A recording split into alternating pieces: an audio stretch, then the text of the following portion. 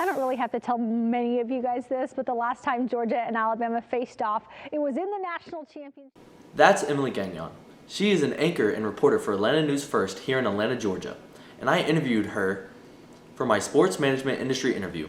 We talked about, of course, sports, how to balance life and work mode, what it's like working in the broadcast business, and her future goals and aspirations in the broadcast business. Here's a little bit about Ms. Gagnon. She first started her sports broadcast career in Mississippi in 2011, then moved to Kansas and covered many historic events in sports like the Royals' historic World Series run 2 years in a row, as well as Wichita State going to the Final Four. Then came over to Atlanta in 2017, just in time for Atlanta to get to their winning ways, with Atlanta United in 2018 and the Atlanta Braves winning the World Series, and finally the Georgia Bulldogs winning the national championship 2 years in a row. She is very involved with the University of Georgia and their historic run in the past 5 years.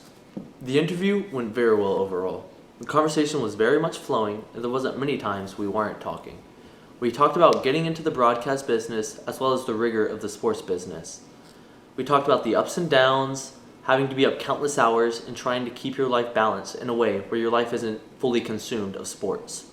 We as well got to know what she does on a daily basis, as she is very involved with the University of Georgia, the Atlanta Braves, and the Atlanta Falcons, and has got many friends in the industry, and how making those relationships is very big in her field. Things Ms. Gagnon and I discussed were time management skills, the time and effort that goes into being an anchor.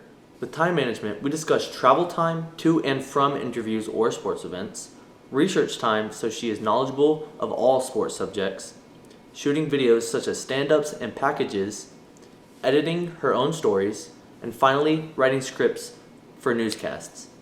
The difficulties of being in such a male-dominated field. Emily felt like she had to overcompensate for being a woman in such a male-dominated field earlier in her career.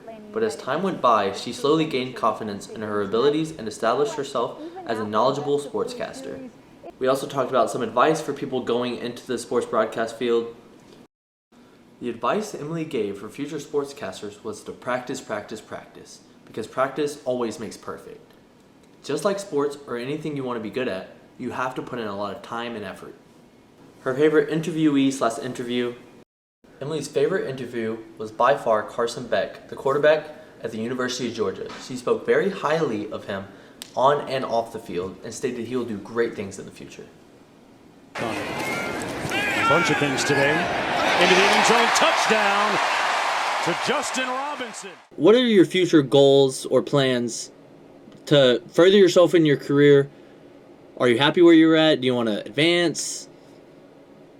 Yeah, so I love Atlanta. I love the sports I cover, and it's probably because I got here at the right time. Like, I would have never been able to tell you that Kirby was going to, do what he's done with the Dogs. But I truly love my job right now. My goal, I love Atlanta, and I would stay here as long as they have me. But obviously, if a major network or like a national network called, I would definitely entertain, those conversations. Of course. Like an ESPN or a Fox Sports or something like that. Yeah. But I think anybody in my position would tell you the same. The last question I had for Emily was who was going to win the SEC championship. Thinking she would go for her team, the Dog, she went off of what she thought and chose the Tide, and which turned out to be right. So you will be happy with my answer. I do believe Alabama will pull it off. Really?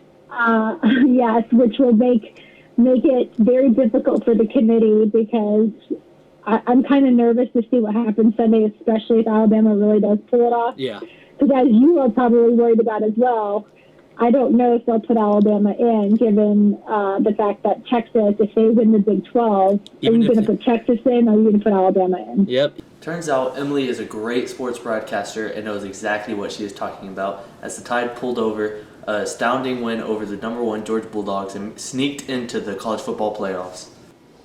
Some things I would have done differently is to go more off track and ask more in-depth questions, not just the ones I prepared.